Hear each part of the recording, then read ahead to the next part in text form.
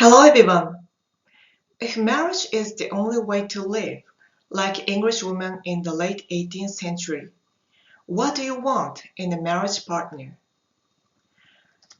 It is important to find a partner with a lot of income, if possible, but this is not enough. Today, let's look at the secrets to marriage with Jane Austen's novel. First, let's look at the historical aspect. Queen Anne had no hair.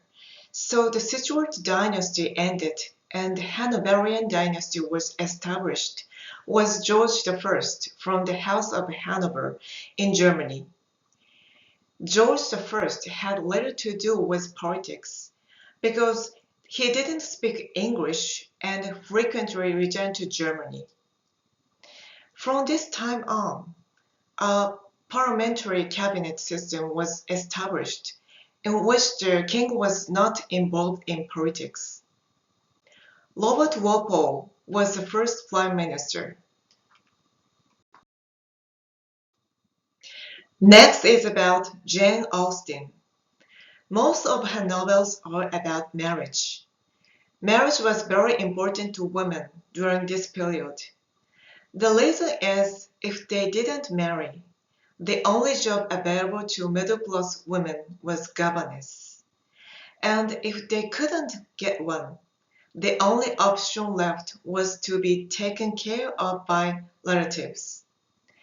Austen herself was single all her life, but she described marriage with happy endings. Her works have been adapted to films and dramas so many times. Her best-known works are Sense and Sensibility, Pride and Prejudice, and Emma. Pride and Prejudice is a masterpiece, and there are several adaptations of this story. Why is it so popular? I think it is because the main characters, Elizabeth and Darcy, have the worst first impressions of each other at the ball. But we learn a lot through the process of their growth and realizations of their true love. Marriage was the way of life for women in those days. So maybe it was a kind of battle to find a good partner at the ball. Elizabeth is the heroine who buries her reason and emotions and is not attracted to marriage that only benefit her financially. So I think this part can be sympathized with by modern women. Why does she marry Darcy? By exploring this, it will be helpful to those who are currently looking for a life partner or thinking about marriage in the future. Let's look at the three things we learn from Darcy. First, he confesses his love honestly. This is in chapter 34, right after Darcy confesses his love to Elizabeth. She rejects him, but this gracious confession is the first step to move Elizabeth's heart. Second, he can use money as sincerity when it matters.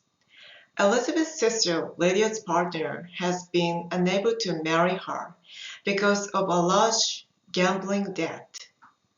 But Darcy provides money for them and helps them to get married. Elizabeth's heart is moved considerably by the fact that he saved her own sister. Third, Darcy does not talk about his own achievements himself.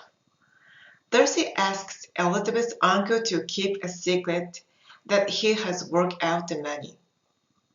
Elizabeth is later informed of this, and she is ashamed of her prejudice against Darcy, thanks him for his generosity, and then accepts his proposal of marriage.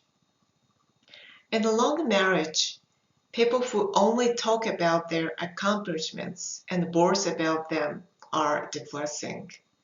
So the third one is very important. Whether or not men like Darcy exist today, I think it would be helpful those who are thinking about marriage.